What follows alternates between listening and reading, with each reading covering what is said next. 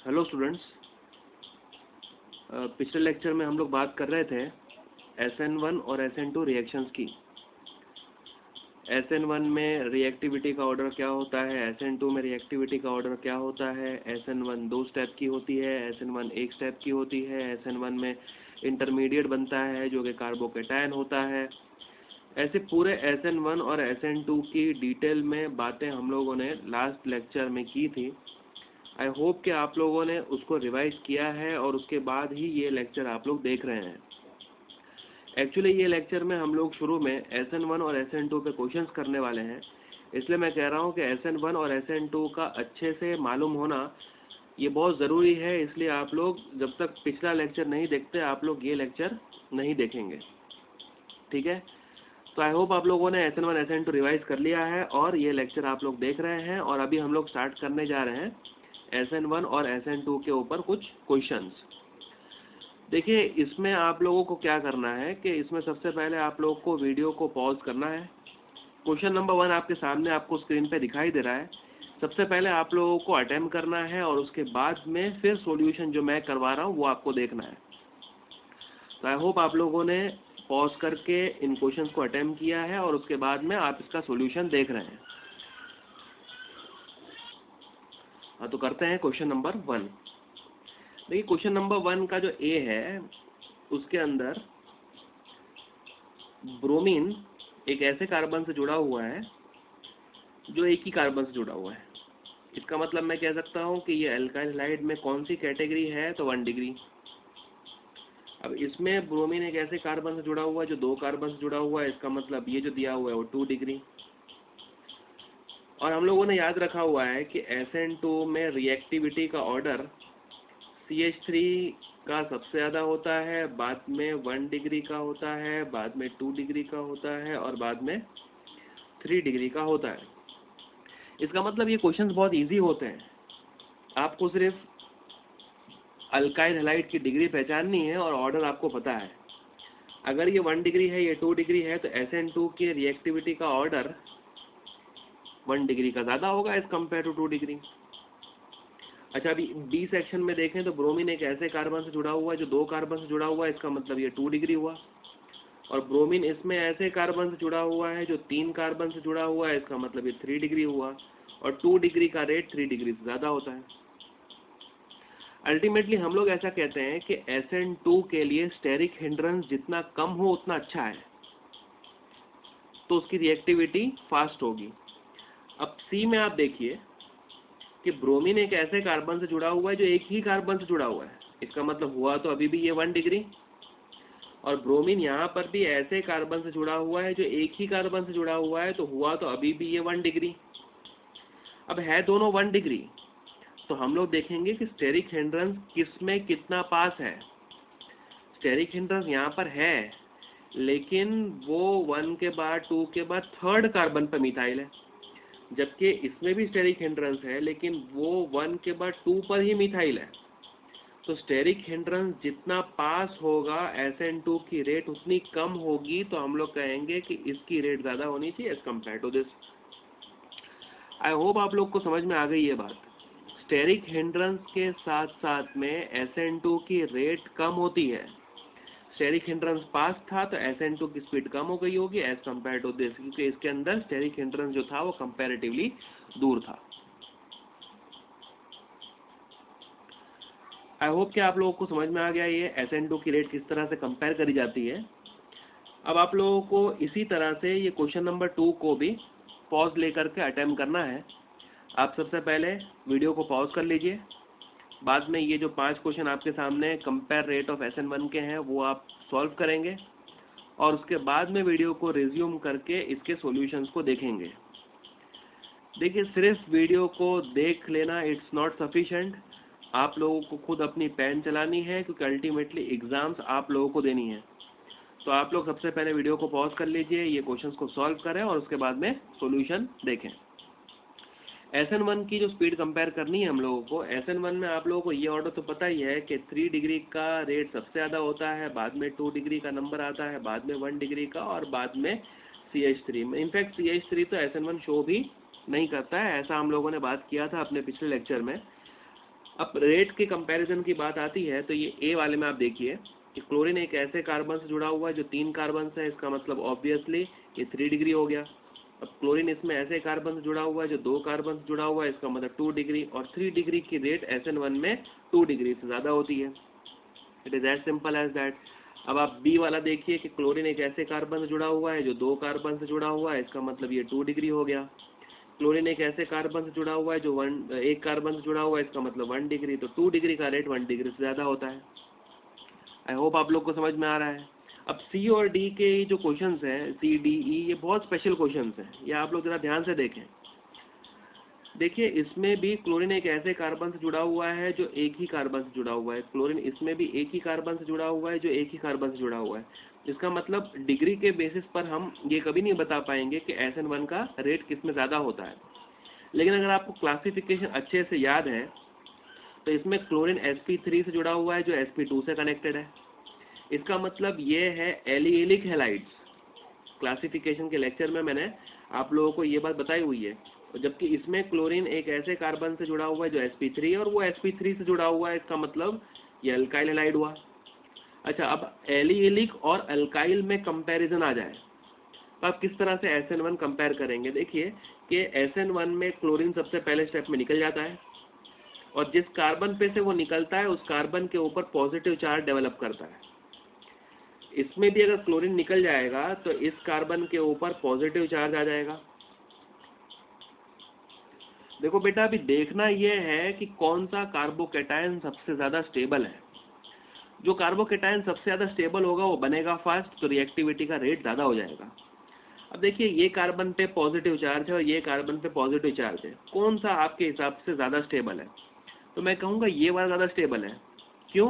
क्योंकि carbon with positive charge, single bond और double bond. आपको याद आ रहा है? ऐसी कंडीशन को हम लोग क्या कहते हैं? रेजोनेंस। हम लोग कहेंगे कि पाई बॉन्ड यहाँ शिफ्ट हो सकता है और पॉजिटिव चार्ज यहाँ जा सकता है। इसका मतलब कि ये जो पार्ट रहेगा वो क्या शो कर सकता है? तो रेजोनेंस शो कर सकता है। और जबकि ये वाला रेजोनेंस बिल्कुल शो नहीं कर सकता। ये कार्बोकैटायन भी स्टेबलाइज है by plus I effect, inductive effect से ये स्टेबलाइज है, लेकिन रेजोनेंस ज़्यादा डोमिनेटिंग होता है, ये ज़्यादा स्टेबल है। तो हम लोग कहेंगे कि SN1 की रेट इसमें ज़्यादा होनी चाहिए एज कम्पेयर टू दिस।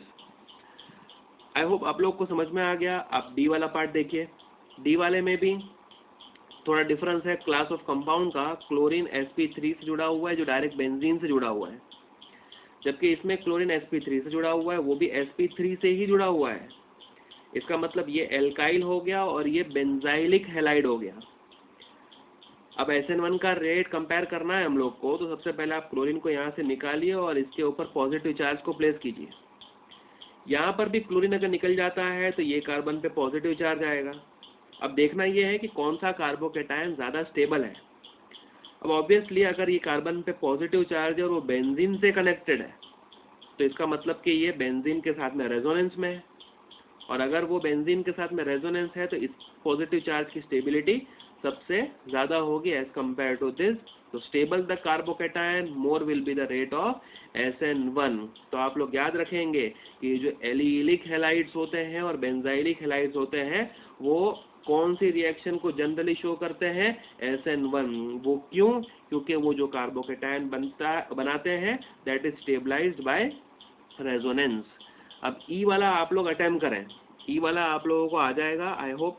देखिए ये भी वो यही कंपाउंड है, यही वाला कंपाउंड यहाँ पे बनाया हुआ है। जब बेंजीन की जगह पे खाली क्या लिखा हुआ है? C6H5, बाकी ये CH2 और Cl है। मतलब C6H5 मतलब ये एक फिनाइल रिंग ही हो गया। अब इसमें क्लोरीन निकल जाने के बाद जब कार्बन पे पॉजिटिव चार्ज आएगा that is stabilized with resonance of benzene.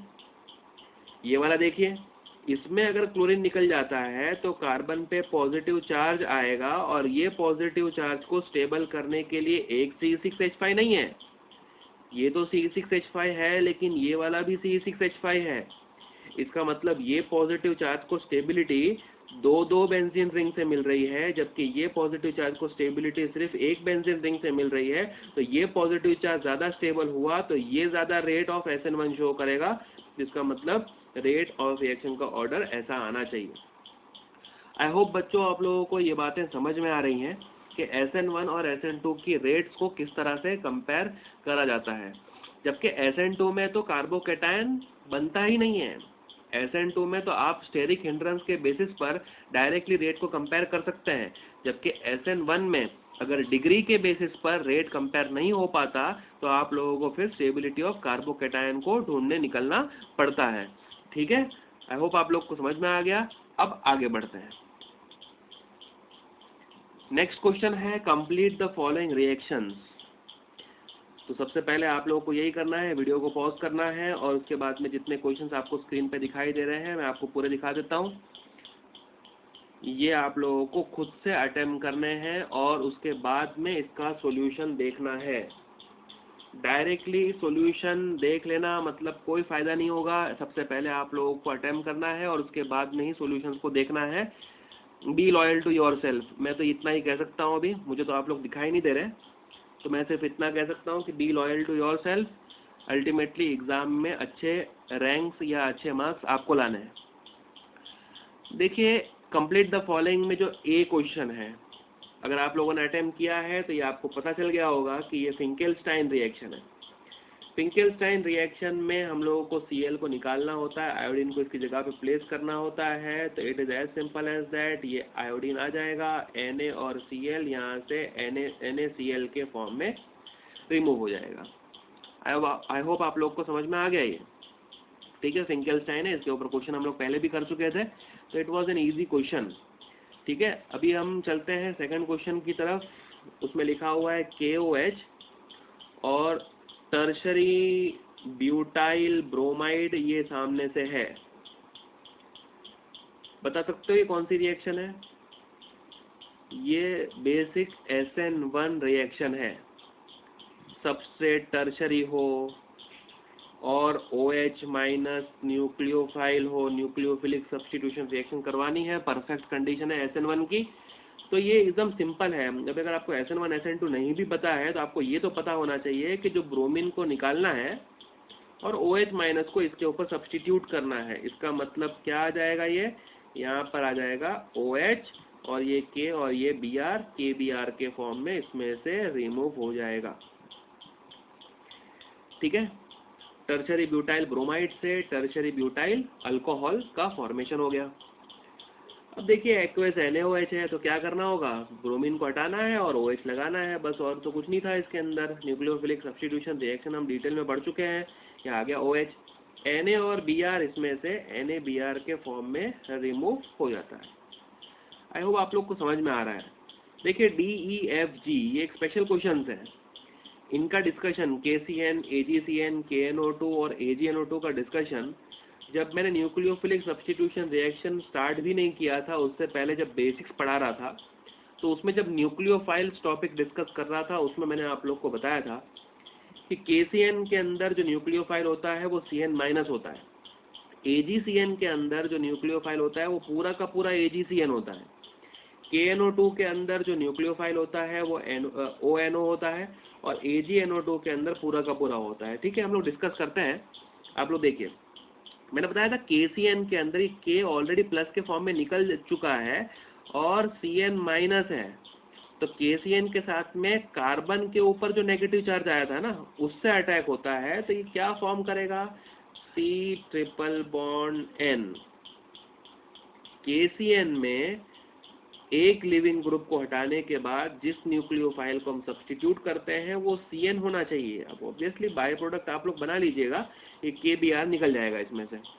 ठीक है, जबकि AgCN में ऐसा होता है क्या, नहीं। AgCN में अटैच जो होता है या अटैक जो होता है वो नाइट्रोजन से होता है बेटा। तो इसका मतलब इसके अंदर जो बनेगा Br हटने के बाद में, दैट विल बी NC। ये साइनाइड ग्रुप है और ये आइसोसाइनाइड ग्रुप है। ये बेसिक डिफरेंस है इन दोनों न्यूक्लियोफाइल्स का, ये आप लोग ध्यान से देखें।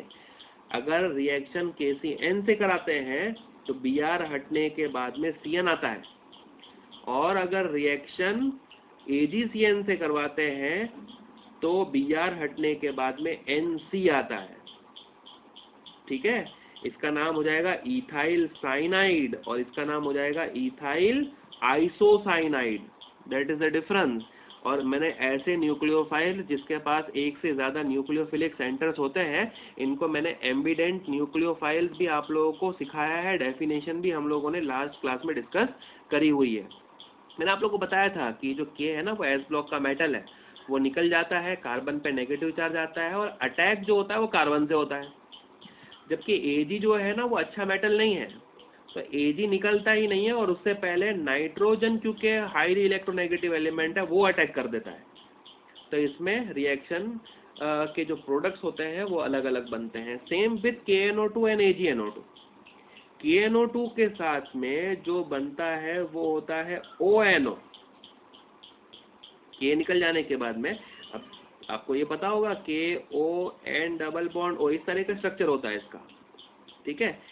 KNO2 भले से लिखा हुआ है लेकिन KN से नहीं जुड़ा हुआ है, KO से जुड़ा हुआ है। तो K निकल गया प्लस फॉर्म में, तो O के ऊपर नेगेटिव चार्ज आ गया, अटैक O से हुआ, तो इसके ऊपर जो बनेगा वो ONO बनेगा। आपको बात समझ में आ गई?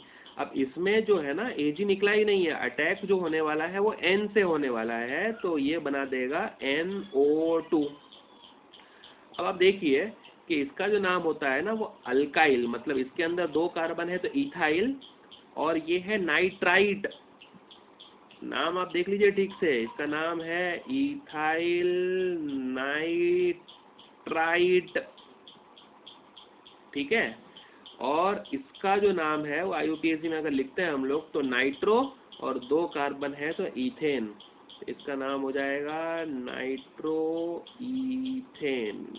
आई होप आप लोग को समझ में आ गया। ये ONO ग्रुप को हम लोग क्या कहते हैं, तो नाइट्राइट,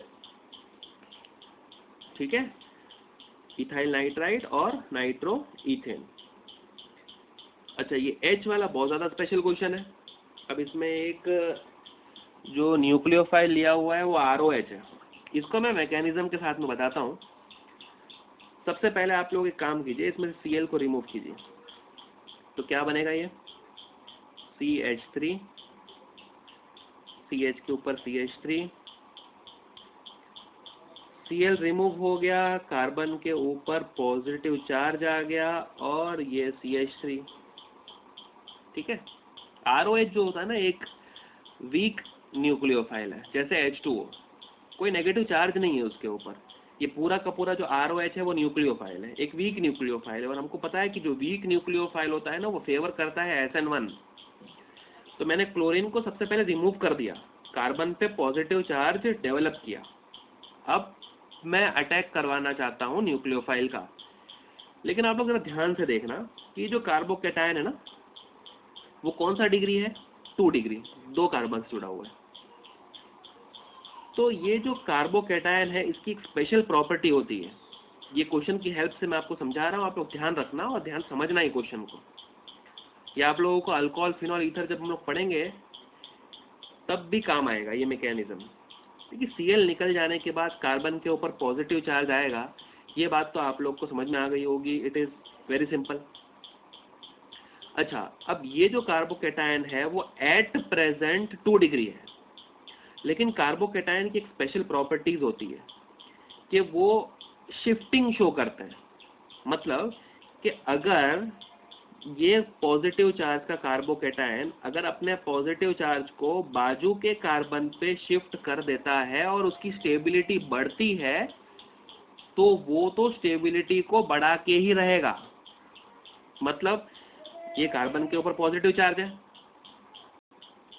हाँ, तो ये जो पॉजिटिव चार्ज है ना वो अपने आप को शिफ्ट करेगा यहाँ पे, क्योंकि अगर पॉजिटिव चार्ज यहाँ पर आएगा ना तो वो यहाँ पे भी कार्बन से अटैच है, यहाँ पर भी कार्बन से अटैच है, यहाँ पर भी कार्बन से अटैच है, मतलब वो कौन सा डिग्री बन जाएगा, 3 डिग्री। और 3 डिग्री कार्बोकैटायन की स्टेबिलिटी 2 डिग्री से ज़्यादा होती है। तो इसका मतलब क्या होगा आपको पता है? देखिए ये जो H है ना, ये वाला जो H, ये H शिफ्ट करेगा इस कार्बन पे, और ये जो पॉजिटिव चार्ज है ना ये शिफ्ट करेगा इस कार्बन पे। ऐसे शिफ्ट को हम लोग हाइड्राइड शिफ्ट या H शिफ्ट बोलते हैं। क्या होगा इससे? देखिए CH3, ये C से जो CH3 जुड़ा हुआ है वो वैसे के वैसा रहेगा। अब ये जो H है ना वो यहाँ चला गया, तो सिंगल बॉन्ड, और ये कार्बन पॉजिटिव चार्ज का बन गया। अब ये H यहाँ आया तो ये CH2 बना देगा, और आगे आ जाएगा CH3। देखिए कार्बन के ऊपर पॉजिटिव चार्ज यहाँ पे था तो ये वो 2 डिग्री था, कार्बन के ऊपर पॉजिटिव चार्ज यहाँ है तो वो 3 डिग्री बन गया। तो अगर एक ही मूव से, ठीक है, एक ही मूव होना चाहिए, इसका मतलब ये है कि अगर यहाँ पे सेकेंडरी होता, यहाँ पे सेकेंडरी होता और यहाँ पे टर्शरी होता तो कार्बोकेटाइन कभी शिफ्ट नहीं कर सकता इतना दूर। अगर एडजेसेंट पे ही मूव करने से उसकी स्टेबिलिटी बढ़ती है तो वो बढ़ा सकता है। तो 2 डिग्री से वो 3 डिग्री पे जंप कर गया, ठीक है। अच्छा, अब आएगा कौन? न्यूक्लियोफाइल। न्यूक्लियोफाइल कौन है इसके अंदर? ROH, क्योंकि ROH में ऑक्सीजन के ऊपर नेगेटिव चार्ज होता है, इलेक्ट्रॉन रिच है, तो न्यूक्लियस लविंग होगा, न्यूक्लियोफाइल होगा। वो अटैक करता है अब इस कार्बन पे, ठीक है। मैंने आप लोगों को बताया था कि ये जो HOH होता है, मतलब H2O होता है, वो पूरा का पूरा क्या होता है? न्यूक्लियोफाइल। ROH क्या होगा? पूरा का पूरा न्यूक्लियोफाइल। ऑक्सीजन से वो अटैक कर लिया इस कार्बन पे। अच्छा, अब सिनेरियो क्या होगा? ये CH3, ये C के ऊपर CH3 और ये C से आगे कौन जुड़ जाएगा? ऑक्सीजन R और H। बाकी का जो ये CH2 है और CH3 है वो वैसे के वैसा रहा। देखिए ऑक्सीजन ने अपना एक लोन पेयर यूज कर लिया ना बॉन्ड बनाने के लिए, तो अब एक ही लोन पेयर बचेगा उसके पास। तो क्योंकि इलेक्ट्रॉन्स चले गए इससे दूर, ये ऑक्सीजन के ऊपर कौन सा चार्ज आ जाएगा? Positive charge. और नेक्स्ट लास्ट स्टेप इसके अंदर क्या होगी ना, ये H इसके अंदर से H+ के फॉर्म में निकल जाएगा। तो finally the product would be CH3, C, CH3, CH2, CH3 और इसके ऊपर क्या रह गया? O और R। आई होप बच्चों आप लोगों को ये बातें समझ में आ गई अच्छे से, ठीक है। एक स्पेशल क्वेश्चन था, ज़्यादा आप टेंशन मत लें, लेकिन एक बार थोड़े डिफिकल्ट टाइप के क्वेश्चन भी हम लोग करके रखते हैं ताकि एग्जाम में आप लोगों को तकलीफ ना हो, ठीक है। बाकी अगर आप लोगों ने A to G अगर अच्छे से अटेम्प्ट किया है तो ठीक है, अच्छा है। ये H अगर आप अटेम्प्ट नहीं कर पाए तो भी कोई बात नहीं, आप 1-2 बार इसको ध्यान से देखें और उसके बाद में खुद से लिख के देखें। मैं एक बार फिर से रिवाइज करवा देता हूँ। क्लोरीन निकल जाने के बाद कार्बन पॉजिटिव चार्ज, वो 2 डिग्री था इसलिए उसने H शिफ्ट शो करी, पॉजिटिव चार्ज वहाँ चला गया क्योंकि 3 डिग्री बनने के बाद में वो स्टेबल हो जाएगा। और बाद में अटैक हो गया किसका? न्यूक्लियोफाइल का। न्यूक्लियोफाइल के अटैक होने के बाद में लास्ट में फिर ये H निकल गया और ये न्यूक्लियोफाइल का जो OR- था वो जाके अटैक कर लिया उसके ऊपर, ठीक है। आई होप आप लोगों को समझ में आ गया। अब आगे बढ़ते हैं। तो हम लोगों ने बड़े डिटेल से SN1 SN2 मतलब न्यूक्लियोफिलिक सब्स्टिट्यूशन रिएक्शन को सीखा और समझा, ठीक है। आई होप अगर आप लोगों को नहीं भी समझ में आया है तो आप लोग एक आध बार फिर से अगर SN1 SN2 वाला वीडियो देख लेंगे तो आपको क्लियर हो जाएंगे सारे कॉन्सेप्ट, ठीक है। तो अभी हम लोगों ने chemical reaction of haloalkanes को पढ़ना शुरू किया था। उसके अंदर मैंने एक ब्रॉड टॉपिक, इस चैप्टर का सबसे important topic nucleophilic substitution reaction को डिटेल से कवर कर लिया। अब सेकंड रिएक्शन की तरफ आगे बढ़ते हैं, वो है एलिमिनेशन रिएक्शन। इसको हम लोग बीटा एलिमिनेशन भी बोलते हैं। इजी रिएक्शन है, 11th स्टैंडर्ड में भी हमने पढ़ी हुई है ये, तो आप लोग ध्यान से देखें, इजी रिएक्शन है। एलिमिनेशन रिएक्शन, बीटा एलिमिनेशन भी इसको बोलते हैं। देखिए ये रिएक्टेंट को देखिए, सबस्ट्रेट को देखें, CH3, CH2 और Br। मैंने लिखा है इसको अलग तरीके से, ये क्या है? CH3, CH2 और Br ही है, मतलब इथाइल ब्रोमाइड ही हुआ ना ये, नॉर्मल C2H5Br। इसको मैंने लिखा है इस तरह से। किस तरह से लिखा है कि ब्रोमीन जिस कार्बन से जुड़ा है अल्फा, और अल्फा से जो कार्बन जुड़ा हुआ है उसको मैं क्या कहता हूँ? बीटा। बीटा कार्बन के H को मैंने खास करके बाहर रिप्रेजेंट किया हुआ है और उसके एग्जैक्ट ऑपोजिट पोजीशन पे मैंने Br को शो किया है। अभी फिलहाल के लिए मैंने एरो के ऊपर क्या लिखा है? कोई स्ट्रॉन्ग बेस मैंने लिया हुआ है और हीट कर रहा हूँ, ठीक है। हीटिंग करना मतलब एलिमिनेशन को फेवर करना। Heating generally favours what? Elimination reaction. ये आप लोग ध्यान रखें, ठीक है ना। हीटिंग जो है ना वो एलिमिनेशन रिएक्शन को फेवर करते हैं, ठीक है। अच्छा, अब देखिए जो बेस होगा ना उसके पास OH- होगा। वो OH- ने जाके बीटा हाइड्रोजन पे अटैक किया, बेस का काम क्या होता है, प्रोटॉन को इसमें से एब्स्ट्रैक्ट कर लेना। तो OH H के साथ में मिलके H2 बना देगा। तो ये जो बॉन्ड टूटा है ना, इसके जो इलेक्ट्रॉन्स फ्री हुए होंगे वो इधर आके क्या बना लेंगे, पाई बॉन्ड। मतलब एक बॉन्ड तो था, एक बॉन्ड आ जाएगा। तो ये कार्बन 5 बॉन्ड तो नहीं बना सकता, तो वो लिविंग ग्रुप को अपने में से रिमूव कर लेगा। ये Br एक लिविंग ग्रुप है, रिमूव हो जाएगा। मतलब यहाँ पे रह जाएगा CH2, यहाँ पे रह जाएगा CH2 और उन दोनों के बीच में आ जाएगा डबल बॉन्ड। तो ये CH2 डबल बॉन्ड CH2, ये HOH H2 बना देंगे और Br माइनस के फॉर्म में इसमें से रिमूव हो गया। ठीक है। तो एलिमिनेशन दो बातों से फेवर होती है। सबसे पहले स्ट्रॉन्ग बेस आपको लेना है और आपको रिएक्शन में थोड़ा सा हीटिंग भी करना है, क्योंकि ये रिएक्शन एंडोथर्मिक रिएक्शन होती है। ठीक है। आई होप आप लोग को समझ में आ गया। अगर मैं बताऊं कि ये एंडोथर्मिक क्यों होती है तो मैं रीज़न भी बता सकता हूँ। रीज़न वैसे तो आप लोगों से पूछेंगे नहीं, लेकिन आप लोग रीज़न भी देख के रखो। देखिए ये जो ये H है ना, C और H के बीच में कौन सा बॉन्ड है, सिग्मा। ये C और Br के बीच में कौन सा बॉन्ड है, सिग्मा। इसका मतलब रिएक्शन में कितने सिग्मा बॉन्ड टूटते हैं, दो सिग्मा बॉन्ड टूटते हैं। अच्छा, बनता क्या है, ये C और C के बीच में पाई बॉन्ड और ये H और OH के बीच में सिग्मा बॉन्ड। इसका मतलब दो सिग्मा का ब्रेकिंग हो रहा है और एक सिग्मा और एक पाई का फॉर्मेशन हो रहा है। सिग्मा बॉन्ड स्ट्रॉन्ग बॉन्ड्स होते हैं। तो अगर दो सिग्मा को ब्रेक करना है और एक सिग्मा और एक पाई को फॉर्म करना है, इसका मतलब हम लोगों को ज्यादा स्ट्रॉन्ग बॉन्ड्स को तोड़ना है और वीक बॉन्ड्स बनाने हैं। पाई बॉन्ड वीक होता है, तो अगर ज्यादा स्ट्रॉन्ग बॉन्ड्स को तोड़ना है तो हम लोगों को एनर्जी की जरूरत होती है। और अगर एनर्जी की जरूरत होती है तो ऐसे रिएक्शन को हम लोग क्या कहते हैं, एंडोथर्मिक रिएक्शंस कहते हैं। तो इसलिए हम लोग एलिमिनेशन रिएक्शन में जनरली एरो के नीचे हीट का सिंबल लगा देते हैं। ठीक है। अब स्ट्रॉन्ग बेसिस आपको क्या क्या दे सकते हैं, तो अल्कोहलिक KOH स्ट्रॉन्ग बेस है। NaNH2 in the presence of ammonia, soda amide भी इसे हम लोगों ने कहा था 11th स्टैंडर्ड में। हम लोगों ने अल्कीन के प्रिपरेशंस में इसको देखा हुआ है। तो इसे हम लोग सोडा अमाइड भी कहते हैं, in the presence of ammonia. Alcoholic KOH कभी कभी वो लोग ऐसे भी रिप्रेजेंट करके देते हैं, C2H5O- Na+ और C2H5OH। तो अगर इन तीनों में से कुछ भी लिखा आए तो आपको समझ जाना है कि आपने तो एलिमिनेशन रिएक्शन ही करानी है। ठीक है। अच्छा, एलिमिनेशन में मैंने यहाँ पे लिखा है कि high temperature favours elimination reaction, इसको मैं बता चुका हूँ। It's also known as dehydrohalogenation reaction. आप लोग को याद है ये बात, 11th में हमने पढ़ा है डिहाइड्रोहेलोजनेशन। क्यों कहते हैं इसको, एक तो हेलोजन रिमूव हो रहा है और एक हाइड्रोजन का एलिमिनेशन हो रहा है। तो हाइड्रोजन और हेलोजन के एलिमिनेशन को डिहाइड्रोहेलोजनेशन रिएक्शंस भी कहते हैं।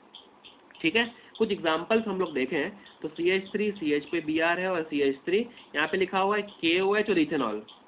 इथेनॉल मतलब अल्कोहल, अल्कोहलिक KOH और साथ में हीटिंग, मतलब परफेक्ट कंडीशन फॉर एलिमिनेशन। ठीक है। इसको मैंने कैसे रिप्रेजेंट कर लिया, क्या करेंगे इसमें, CH3 CH Br और CH2H, क्योंकि ये अल्फा है ना और ये बीटा है। बीटा पे से हाइड्रोजन को रिमूव करना है। सर ये भी तो बीटा है, आप लोग ऐसे सोच रहे होंगे। दोनों एक ही बात है, CH3 सेम है, तो इसलिए हम लोग को कोई प्रॉब्लम नहीं है। तो ये CH3 को मैंने CH2H लिख दिया, यहाँ पे अटैक करवा दिया बेस का। OH- H पे अटैक करेगा तो H2 रिमूव कर लेगा। ये सिग्मा बॉन्ड के इलेक्ट्रॉन्स टूट करके यहाँ पे पाई बॉन्ड में शिफ्ट हो जाएंगे, तो इसलिए ये कार्बन लिविंग ग्रुप को Br को इसमें से रिमूव कर देगा। तो ये CH और ये CH2 के बीच में डबल बॉन्ड आ गया, ये H2O बना दिया और ये Br- के फॉर्म में इसमें से रिमूव हुआ है और ये K Br से कंबाइन हो गया, मतलब KBr। ठीक है। तो आप लोग को समझ में आ गया होगा, ऐसा मैं आशा करता हूँ। ठीक है। तो अल्कोहलिक KOH के साथ में आप लोगों को बीटा एलिमिनेशन रिएक्शन करवानी होती है। आई होप आप लोग को समझ में आ गया। देखिए, हर बार ये एरोज बना बना के आपको रिप्रेजेंट करने की कोई ज़रूरत नहीं होती। आपको ये मालूम होना चाहिए कि अल्फा कार्बन पे से तो ब्रोमीन को रिमूव करना ही करना है और बीटा पे से एक हाइड्रोजन को रिमूव करना है और अल्फा और बीटा कार्बन के बीच में डबल बॉन्ड को आप लोगों को प्लेस कर देना है। ठीक है। एक और रिएक्शन देखिए, 2 ब्रोमो ब्यूटेन। ठीक है ना, सेकंड कार्बन से ब्रोमीन जुड़ा हुआ है। अब आपको क्या करना है, ये अल्फा है, ये दोनों बीटा पोजीशंस हो गई। अब ये बात दोनों अलग अलग हैं, ये बीटा कार्बन पे 2 हाइड्रोजन है, ये बीटा कार्बन पे 3 हाइड्रोजन है। इन दोनों के एनवायरनमेंट अलग अलग है, तो हम लोग कहेंगे इन दोनों का नेचर अलग अलग होगा। ठीक है। तो इसका मतलब ये हुआ कि ये ब्रोमीन को तो आपको रिमूव करना ही है। अब अगर आपने ये बीटा हाइड्रोजन को रिमूव किया तो ये दोनों के बीच में डबल बॉन्ड आएगा। इसका मतलब क्या बनेगा, CH3 CH double bond CH और CH3। ये CH पे से Br रिमूव हो गया और ये CH2 पे से H रिमूव हो गया, तो ये कार्बन और ये कार्बन के बीच में डबल बॉन्ड आ गया। ठीक है। अच्छा, अगर मैं इस H को रिमूव करता तो Br मैंने यहाँ से रिमूव कर दिया और ये H को रिमूव अगर करूंगा तो CH2 double bond CH single bond CH2 और CH3 बन जाएगा। ठीक है, ये बन गया ब्यूट 2 इन और ये हो गया ब्यूट 1 इन। हम लोगों ने अल्कीन की स्टेबिलिटी भी कभी ना कभी निकाली है हाइपर कॉन्जुगेशन GOC से। तो अगर कार्बन कार्बन डबल बॉन्ड है तो ये अल्फा हाइड्रोजन यहाँ पे 3 यहाँ पे 3, तो अल्फा H टोटल कितने होते हैं इसके अंदर, 6। ये कार्बन कार्बन डबल बॉन्ड है, ये अल्फा कार्बन हुआ, इसके पास 2 हाइड्रोजन है, मैं कहूँगा अल्फा H कितने हैं, 2। तो more the number of alpha H more will be the hyper conjugating structures. ये हम लोगों ने डिस्कस किया हुआ है 11th में GOC में। तो जो ज़्यादा स्टेबल अल्कीन होगा वो मेजर बनेगा। अल्फा H 6 है, ये मेजर बनेगा, ये माइनर बनेगा। मेजर अल्कीन इस वाले को हम लोग सेडजेफ अल्कीन भी बुलाते हैं। कौन सा अल्कीन है ये, सेडजेफ अल्कीन। और ये जो माइनर है ना, इसे हम लोग क्या बुलाते हैं, हॉफमैन्स अल्कीन। तो बेसिकली अगर आपको हॉफमैन्स याद नहीं भी है तो आप लोगों को सेडजेफ अल्कीन याद होना चाहिए। और इससे हम लोगों ने सेडजेफ रूल भी 11th स्टैंडर्ड में लिखा हुआ था। क्या था वो सेडजेफ रूल, हम लोग कहते हैं कि in dehydrohalogenation reaction alkene which is formed, जो अल्कीन बनता है ना, alkene which is formed must consist of maximum number of alkyl groups attached on doubly bonded carbon atom. Doubly bonded carbon atom पर जितने ज्यादा अल्काइल ग्रुप्स अटैच होते हैं उतना वाला वो जो प्रोडक्ट होता है वो क्या बनता है, मेजर। बात तो वही हुई, जितने अल्काइल ग्रुप ज्यादा होंगे उतना अल्फा H ज्यादा होगा। ठीक है, तो alkyne which is formed must consist of maximum number of alkyl groups attached on doubly bonded carbon atom. जबकि इसके पास तो एक ही अल्काइल ग्रुप है, इसके पास 2-2 अल्काइल ग्रुप है, तो ये मेजर बनना चाहिए सेडजेफ के अकॉर्डिंग, ये माइनर बनना चाहिए। और माइनर जो बनता है उसे हम लोग हॉफमैन अल्कीन कहते हैं। ठीक है, तो सेडजेफ रूल भी आप लोगों को याद होना चाहिए। तो ये बात हो गई एलिमिनेशन रिएक्शन की। अब आगे बढ़ते हैं। देखिए सेडजेफ रूल को मैंने यहाँ पे लिख लिया है, in dehydrohalogenation reaction alkene which is formed must consist of maximum number of alkyl groups attached on the doubly bonded carbon atom. इसको मैंने आप लोगों को समझा दिया। ठीक है, इसके ऊपर भी क्वेश्चंस करेंगे हम लोग, लेकिन पहले मैं थर्ड कैटेगरी अल्काइल हैलाइड के केमिकल रिएक्शन में, जो कि रिएक्शन विद मेटल्स है, उसको कंप्लीट करवा देता हूँ। तो अब तक chemical properties of haloalkanes में हम लोगों ने क्या कंप्लीट कर लिया, हम लोगों ने कंप्लीट कर लिया न्यूक्लियोफिलिक सब्स्टिट्यूशन रिएक्शन और एलिमिनेशन रिएक्शंस। थर्ड कैटेगरी जो हम लोग पढ़ने जा रहे हैं that is reaction with metals. Metals के साथ में रिएक्शन। देखिए मेटल्स के साथ में रिएक्शन में जो ए रिएक्शन है ना, वो है reaction with magnesium. Most important reaction with magnesium, या हम लोग कह सकते हैं formation of Grignard reagent. Grignard reagent का फॉर्मेशन ये मोस्ट इंपॉर्टेंट रिएजेंट है। आप लोग देखेंगे कि आगे की ऑर्गेनिक केमिस्ट्री में बहुत सारे प्रिपरेशंस में, बहुत सारी केमिकल रिएक्टिविटीज में हम लोग ग्रिग्नार्ड रिएजेंट को यूज करते हैं। तो ग्रिग्नार्ड रिएजेंट को बनाते कैसे हैं तो वो हम लोग इस चैप्टर में देख रहे हैं। देखिए ये अल्काइल हैलाइड है, इसकी रिएक्शन मैंने करवा दी मैग्नीशियम के साथ में in the presence of dry ether. Dry क्यों, ईथर क्यों, ये बाद में डिस्कस करते हैं अभी हम लोग। सबसे पहले आप लोग रिएक्शन देख लीजिए। RX की रिएक्शन मैग्नीशियम के साथ में क्या बनेगा, RMgX। R मेटल जुड़ा हुआ नेगेटिव चार्ज का होगा, X तो ऑब्वियसली नेगेटिव चार्ज का होगा, और मैग्नीशियम के ऊपर इसलिए बैलेंस करने के लिए 2 पॉजिटिव चार्ज होते होंगे। इसी को हम लोग GR बोलते हैं, मतलब ग्रिग्नार्ड रिएजेंट बोलते हैं। ठीक है, आप लोग एग्जाम्पल देखें। R की जगह पे मैंने एक सिंपल सा अल्काइल ग्रुप मतलब CH3 ले लिया, X मैंने ब्रोमीन ले लिया। मिथाइल ब्रोमाइड की रिएक्शन मैं मैग्नीशियम से करवा रहा हूँ in the presence of dry ether. क्या बनेगा, methyl magnesium bromide, CH3MgBr, methyl magnesium bromide. ये क्या है बेटा, ग्रिग्नार्ड रिएजेंट है। अल्काइल मैग्नीशियम हैलाइड्स को हम लोग क्या कहते हैं, ग्रिग्नार्ड रिएजेंट है ना। ऑर्गेनिक कार्बन की चेन डायरेक्टली मेटल से जुड़ी हुई है, इसे हम लोग क्या कहते हैं, ग्रिग्नार्ड रिएजेंट कहते हैं। सबसे पहली बात तो सर ईथर क्यों लिया हम लोगों ने? Ether is working as a solvent. Ether एक सॉल्वेंट है और वो हमारे ग्रिग्नार्ड को थोड़ा स्टेबलाइज करने का भी काम कर रहा है। जैसे ये हमारा ग्रिग्नार्ड मैंने बनाया हुआ है, CH3 नेगेटिव चार्ज का है, Br नेगेटिव चार्ज का, बीच में मैग्नीशियम पॉजिटिव चार्ज का है। अब ये मैग्नीशियम पॉजिटिव चार्ज को कुछ हद तक स्टेबलाइज करने का काम कौन करते हैं? ईथर। ईथर मतलब ROR, ये ROR। तो इसमें ऑक्सीजन के पास लोन पेयर ऑफ इलेक्ट्रॉन होते हैं, वो मैग्नीशियम की तरफ शिफ्ट कर देते हैं, तो इस पॉजिटिविटी को थोड़ा हद तक वो कम कर सकते हैं, तो इसकी रिएक्टिविटी को कम करते हैं, स्टेबिलिटी को इंक्रीज करते हैं। तो हम लोग कहते हैं कि ईथर के प्रेजेंस में ग्रिग्नार्ड रिएजेंट की स्टेबिलिटी ज़्यादा होती है, तो हम लोगों ने ईथर यहाँ पे लिया हुआ है। देखिए ड्राई का मतलब क्या होता है? ड्राई का मतलब रिएक्शन के अंदर कहीं पर भी वाटर मॉलिक्यूल्स नहीं होने चाहिए।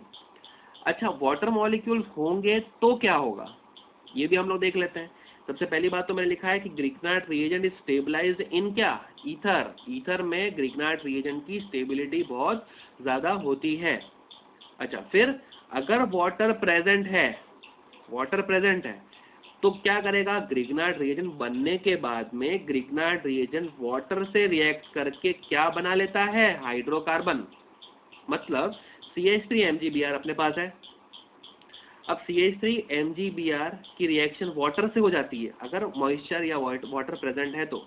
अब देखिए इसमें जो अल्काइल चेन है मतलब CH3 है वो नेगेटिव चार्ज का है और HOH के अंदर H जो होता है वो पॉजिटिव चार्ज का होता है।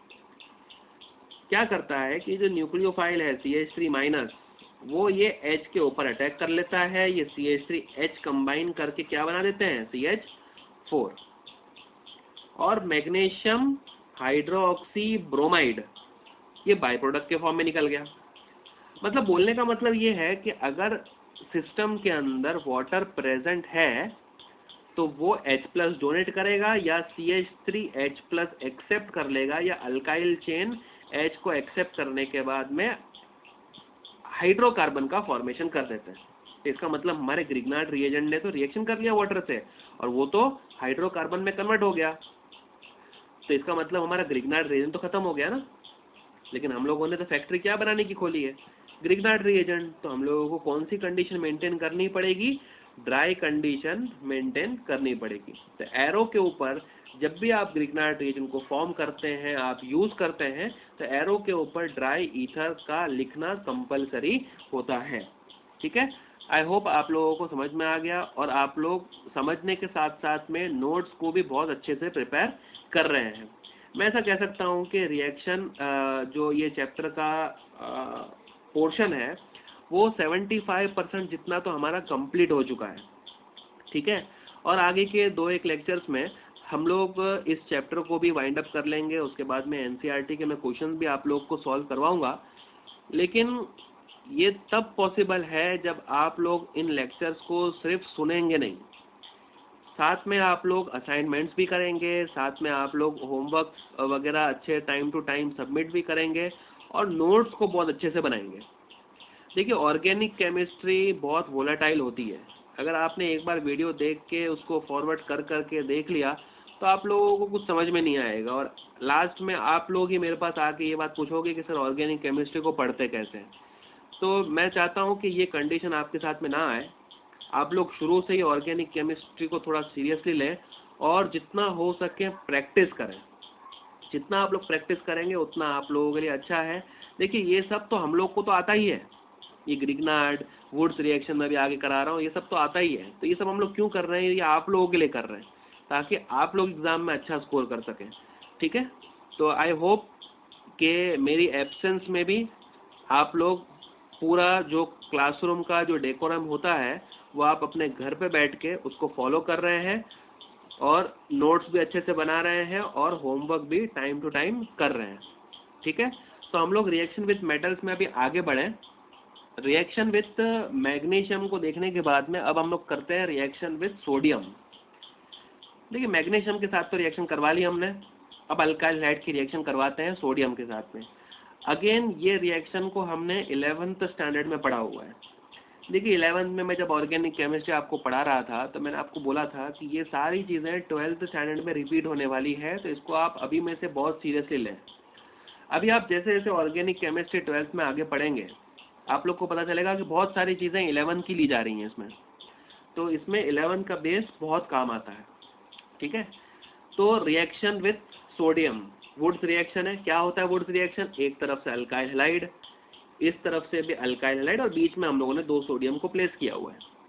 ठीक है, जो 2 हैलोजन ग्रुप होते हैं वो 2 सोडियम से कंबाइन होके 2NaX बना लेते हैं, और यहाँ पर जो अल्काइल ग्रुप है इस अल्काइल ग्रुप से कंबाइन होने के बाद में R बना दिया, मतलब हाइड्रोकार्बन। ठीक है, तो वुड्स रिएक्शन जनरली हम लोग हाइड्रोकार्बन में अल्केन बनाने के लिए यूज करते हैं, और इनफैक्ट हाइड्रोकार्बन चैप्टर में हम लोगों ने प्रिपरेशन ऑफ अल्केन में ही ये रिएक्शन को देखा हुआ था।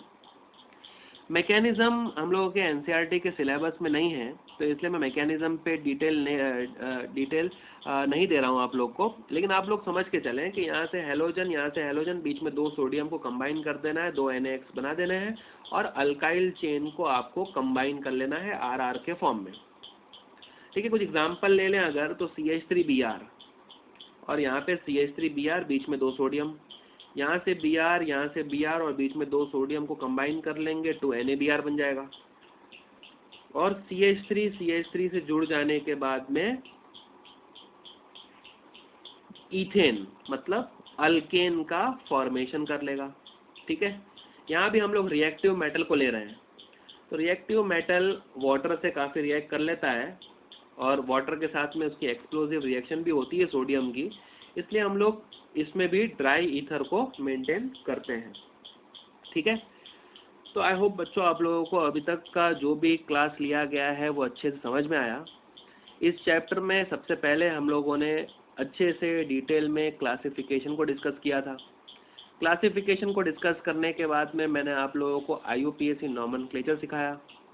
IUPAC नॉमेनक्लेचर कंप्लीट करने के बाद में मैंने आप लोगों को नेचर ऑफ CX बॉन्ड क्या होता है वो डिटेल में समझाया। बाद में हम लोगों ने इस चैप्टर में प्रिपरेशन ऑफ हेलो अल्केन्स और हेलो अरीन्स में बहुत इंपॉर्टेंट रिएक्शन भी पढ़ी। अल्कोहल के साथ में आप अल्काइल हैलाइड को किस तरह से बनाते हैं, हाइड्रोकार्बन के साथ में किस तरह से बनाते हैं। ठीक है, मैंने इसके अंदर एक आप लोगों को important reaction Sandmeyer's reaction भी सिखाई थी, वो आई होप आप लोगों ने उसको भी रिवाइज किया हुआ है, और हेलोजन एक्सचेंज में फिंकेलस्टाइन और स्वार्ट्स रिएक्शन को मैंने कवर किया था। बाद में मैंने फिजिकल प्रॉपर्टीज़ में आप लोगों को melting point, boiling point, solubility वो डिस्कस करवा दिया। फिर बाद में हम लोगों ने chemical properties of hello alkane start किया था, लेकिन मैंने आप लोगों को बताया कि सबसे पहले केमिकल प्रॉपर्टी में सब्स्टिट्यूशन न्यूक्लियोफिलिक रिएक्शन को पढ़ने के लिए आप लोगों को ऑप्टिकल एक्टिविटी के बारे में अच्छे से मालूम होना चाहिए। तो ऑप्टिकल एक्टिविटी में डेक्स्ट्रो रोटेटरी सब्सटेंस, लेवो रोटेटरी सब्सटेंस, रेसिमिक मिक्सचर, ये सब क्या होते हैं ये मैंने डिटेल में आप लोगों को पढ़ाया, और उसके बाद में मैंने आप लोगों को न्यूक्लियोफाइल्स क्या होते हैं, सबस्ट्रेट क्या होते हैं, लिविंग ग्रुप क्या होते हैं, सॉल्वेंट्स क्या क्या हो सकते हैं वो सिखाया। और बाद में मैंने आपको न्यूक्लियोफिलिक सब्स्टिट्यूशन रिएक्शन में SN1 और SN2 को डिटेल में सिखाया। SN1 और SN2 को डिटेल में सीखने के बाद में आज के लेक्चर में हम लोगों ने इसके ऊपर बेस्ड कुछ क्वेश्चंस किए, ऑर्डर ऑफ रिएक्टिविटी, रिएक्शंस को कंप्लीट करना सीखा, और बाद में सेकंड नंबर पे मैंने आप लोगों को आज डिहाइड्रो हेलोजनेशन रिएक्शन मतलब एलिमिनेशन रिएक्शन मतलब बीटा एलिमिनेशन रिएक्शन को पढ़ाया। एलिमिनेशन रिएक्शन में हम लोगों ने देखे कि स्ट्रॉन्ग बेसिस क्या क्या हो सकते हैं, हीटिंग क्यों ज़्यादा रिक्वायर्ड होती है इसके अंदर, वो मैंने डिटेल में आप लोगों से डिस्कस किया। और मैंने आज आपको रिएक्शन विथ मेटल्स में मैग्नीशियम के साथ में ग्रिग्नार्ड का फॉर्मेशन और वुड्स रिएक्शन में अल्केन का फॉर्मेशन सिखाया। तो आई होप अभी तक का लेक्चर आप लोगों ने एकदम ध्यान से देखा है, नोट्स भी बनाई हैं, और अच्छे से आप लोगों ने स्टडी की है, जिस तरह से आप लोग सिंसियरली क्लासरूम के अंदर मेरे लेक्चर में स्टडी करते थे। तो इतना अगर आप लोगों ने पढ़ लिया है तो मैं कहूँगा कि 80% या 75 to 80% हम लोगों ने इस चैप्टर को अब तक कवर कर लिया है। अब नेक्स्ट लेक्चर में मैं chemical property of hello arenes, ये हम लोगों ने अभी तक हेलो अल्केन्स कंप्लीट कर लिया केमिकल प्रॉपर्टीज़। नेक्स्ट लेक्चर में मैं chemical properties of hello arenes आप लोगों को सिखाऊंगा, उसके अंदर भी न्यूक्लियोफिलिक सब्स्टिट्यूशन, फिर बाद में फिर उसके बाद में इलेक्ट्रोफिलिक सब्स्टिट्यूशन और रिएक्शन विथ मेटल्स ही हम लोग डिस्कस करेंगे। तो वो बाकी का मैं नेक्स्ट लेक्चर में डिस्कस करूँगा। आप लोग आपका काम ये होगा कि आप होमवर्क के फॉर्म में एनसीईआरटी की एक्सरसाइज का 10.14, 10.16, 10.17 और इन टेक्स्ट में 10.7, 10.8 और 10.9 ये आप लोग कंप्लीट करें। देखो बच्चों, इसमें से कुछ क्वेश्चंस तो मैंने ऑलरेडी हमारे वीडियो लेक्चर्स में मैंने करवा दिया है, लेकिन फिर भी आप लोग इसको खुद से करें और इसे आप लोग मुझे व्हाट्सएप पे सेंड करेंगे, ठीक है। इससे आप लोगों का कॉन्फिडेंस बूस्टअप होगा, ठीक है। तो हम लोग नेक्स्ट लेक्चर में chemical properties of halogen start करेंगे। आज के लेक्चर में सिर्फ इतना ही। Goodbye, take care, thank you very much.